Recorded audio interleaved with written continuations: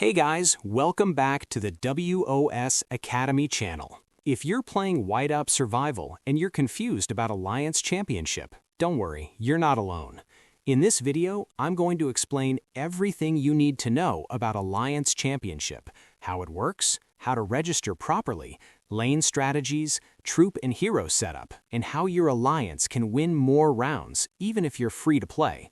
So whether you're a normal member, an R4, or an alliance leader, this guide will help you a lot. Let's get started. Alliance Championship is a weekly alliance PvP event in Whiteout Survival. Your alliance is matched with 5 other alliances, so a total of 6 alliances compete in one group. The event runs for 5 rounds, and each round is fought across 3 lanes: the left lane, middle lane, and right lane. Important thing to understand, this is an auto battle event. You don't manually fight, you don't rally, and you don't attack cities. The game calculates the results automatically based on troop power, hero strength, gear, buffs, and lane setup. So, Alliance Championship is not just about power, it's about planning and coordination. Alliance Championship follows the same schedule every week. First is the registration phase, usually from Monday to Wednesday. This is when players deploy their march and lock in their buffs. After registration, there is matchmaking, where the game matches your alliance with other alliances of similar strength. Then comes the preparation phase. This happens before each battle round, and this is where R4 and R5 can rearrange lanes based on strategy. After that, we have the battle phase, from Thursday to Saturday. Each round lasts 1 hour, and battles are fully automatic. Finally, after all rounds are finished, we have the results phase, where alliance rankings are finalized and rewards are sent. Now listen carefully, because registration is the most important part of Alliance Championship. First requirement, you must have Furnace level 10 or higher to participate. Each player can register only 1 march. Before you register, you can activate all possible buffs, such as pet buffs, city bonus, minister buffs. As a free-to-play player, it's not necessary to activate city bonus. Here's a very important tip many players don't know. Once you register with buffs, those buffs stay active for the entire Alliance Championship, even if they expire later. But if you cancel your march and redeploy, you will lose those buffs. So, once you register properly, do not touch your march unless your leaders tell you to. There are 3 lanes in Alliance Championship: left, middle, and right. In each lane, only the top 20 strongest marches will actually fight. So if your lane has 30 players, only the strongest 20 will be counted in battle. That's why lane placement is extremely important. Now let's talk about the best and most popular winning strategy in Alliance Championship. First thing you need to understand is this: you do not need to win all 3 lanes. To win a round, you only need to win 2 lanes out of 3. Because of that, the strongest and safest strategy is 2 strong lanes and 1 weak lane. Your alliance should place the strongest players into 2 lanes and put weaker players into the 3rd lane. Even if you lose 1 lane badly, as long as you win the other 2 lanes, your alliance wins the round. This strategy works especially well for F2P alliances, mid-power alliances, alliances with very strong players. Now, there is also a rare but advanced strategy that some alliances use. Sometimes, instead of splitting power into 2 lanes, you can place almost all of your strongest players into 1 single lane and match that lane against the enemy's strongest lane. The goal here is to hard counter and completely shut down their best lane. Then, using your remaining 2 lanes, you focus on winning only the opponent's weakest lane. If this works, you still win 2 lanes out of 3. 1 lane by overpowering their strongest, 1 lane by targeting their weakest. But I want to be clear, this strategy is high risk and very situational. It only works when your strongest players are significantly stronger than theirs. You have good information from previous rounds, and your leadership coordination is very strong. If misused, this strategy can easily backfire. So for most alliances, 2 strong lanes and 1 weak lane remains the safest and most consistent approach. Now let's talk about troop setup, because this part is very important. A commonly used and balanced troop ratio is 50% infantry, 20% lancers, 30% marksmen. This setup works well because infantry tank damage, lancers counter marksmen, marksmen deal high damage from the back. This ratio is especially good for early game stages, mainly from Generation 1 to Generation 3. However, once you move into later generations, this setup starts to change. From my personal experience, after Gen 3, it becomes much better to use heavy infantry-focused ratios. Popular late-game ratios are 7-3-0, which is 70% infantry, 30% lancers, 0% marksmen, and 8-2-0, which is 80% infantry, 20% lancers, 0% marksmen. I'm currently in Generation 7, and for me, the 7-3-0 ratio works extremely well in Alliance Championship. The reason is simple. This setup is much more defensive and overall stronger and more stable compared to the 5-2-3 ratio. Infantry scales very well in late game, and with strong heroes and gear, you don't need marksmen to deal damage. Your front line can survive longer and win fights. Of course, troop ratios are not one-size-fits-all. Always adjust based on your hero skills, your gear quality, and your alliance strategy. But if you're in Gen 4 and above, I strongly recommend testing 7-3-0 or 8-2-0 in Alliance Championship. And one more thing. If you're playing in a much older state or higher generation than mine, drop a comment below and let us know your troop ratios. Different states and generations can play very differently, so your experience might help other players a lot. Let's share setups and learn from each other. Hero choice is also very important in Alliance Championship, but this part is often misunderstood. The most important thing to remember is this: hero selection always depends on your troop ratio.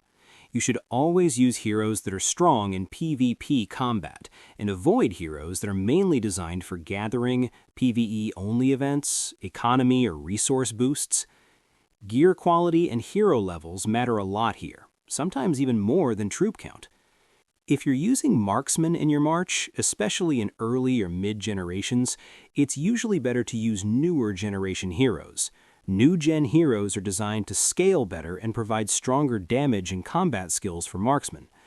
But if you're using a 0 marksman ratio, like 7-3-0 or 8-2-0, then your hero priority changes completely. In this case, it's much better to use heroes that provide health, defense, and survivability. Most of the time, heroes with health-boosting skills perform the best. A very good example here is Greg. Greg works extremely well with infantry-heavy setups because his skills improve survivability and front-line strength. As you move into later generations, you'll unlock even more heroes with strong health-based skills, and these heroes become very powerful in Alliance Championship. Also, always try to choose heroes whose skills improve infantry stats, improve lancer stats, or provide general PvP buffs. When your heroes, troop ratios, and gear all work together, your march becomes much stronger, even against higher power opponents. Now, I want to clarify something very important, especially for players using 7-3-0 or 8-2-0 ratios. When you switch to a 0 marksman ratio, your Alliance Championship power will drop. This happens because marksmen add a lot of raw power numbers, and when you remove them, the game shows a lower total power for your march. So don't panic if you see your Alliance Championship power go down. Even though your displayed power is lower, your march can actually be much stronger in real combat. With infantry-heavy ratios like 7-3-0, your front line survives longer, your heroes scale better, and your overall durability increases. Because of this, you can easily defeat much higher power lanes that are using different ratios like 5-2-3 or marksman-heavy setups. I've personally seen lower power 7-3-0 marches win against very strong-looking lanes with much higher Alliance Championship power. So always remember, Alliance Championship power is not everything. Troop ratios, hero synergy, gear, and survivability matter much more than the number you see on the screen. If your setup is correct, a weaker-looking lane can absolutely destroy a stronger one. Now let's take a deeper look at rewards and rankings in Alliance Championship, because this is where the event becomes really valuable long-term. Alliance Championship is divided into different tiers: Iron, Bronze, Silver, Gold, Diamond, Ultimate.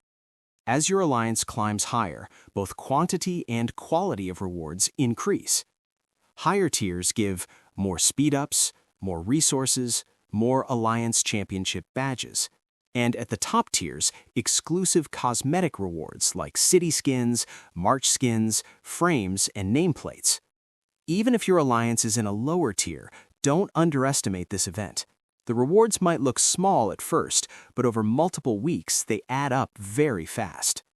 In addition to ranking rewards, Alliance Championship also gives KO rewards. Every time your march defeats enemy marches, you earn KO rewards, such as speed-ups, reward chests. If your march defeats one enemy, you get KO1 rewards. If it defeats two enemies, you get KO2 rewards, which are better. And here's something important a lot of players don't realize. Even if you lose a battle, you still receive some rewards. So there's no reason to skip registration or worry about losing. Every round gives something back, which makes Alliance Championship one of the most consistent weekly events in the game. Now let's move on to the Alliance Championship shop, because this is where smart players gain a huge advantage. Since badges are limited, spending them wisely is extremely important. First, a very important tip. If you have Baldur unlocked, the Alliance Championship shop will offer extra items at a discounted price. These discounts are permanent, and they give much more value for the same number of badges. So, if you have Baldur, you should always check and buy the discounted items first. Ignoring these discounts is basically wasting badges. Best shop priorities. Sigils. My #1 recommendation is always sigils. Sigils are extremely rare, and they directly improve your overall combat strength. They're difficult to farm from normal events, so Alliance Championship is one of the best and most reliable sources for them. If you're serious about long-term account growth, sigils should almost always be your first purchase. Design plans. Second priority is design plans. Design plans are essential for crafting and upgrading high-level gear, improving hero and march effectiveness. You will never have enough design plans in late game, so investing them early saves you a lot of pain later. Book of Knowledge and pet-related items. After sigils and design plans, if you still have championship badges roughed, you can spend them on Book of Knowledge, pet-related items. These are solid long-term investments, especially for players focusing on pets and hero progression. They're not as critical as sigils or design plans, but they are still good value choices. Items to avoid. The shop also contains other items like basic resources or lower value packs. In my opinion, these items are not worth spending championship badges on, because resources can be farmed easily elsewhere. Speed-ups are available from many other events. Your championship badges are too valuable to spend on things you can get every day. Alliance Championship is not about one big purchase. It's about consistent weekly participation and smart badge spending. If you follow this priority every week, your account will grow steadily and noticeably, even if you're completely free to play. Here are some final important tips. Always register with buffs. Don't redeploy your march without permission. Communicate with your alliance. Focus on winning 2 lanes, not all 3. And never leave the alliance during the event. Alliance Championship is a team event. When everyone follows the plan, results improve massively. That's it for this complete Alliance Championship guide for Whiteout Survival. If this video helped you, make sure to like, subscribe, and share it with your Alliance members. If you want more advanced strategies, F2P guides, or Alliance leadership tips, leave a comment below. Thanks for watching, and I'll see you in the tundra.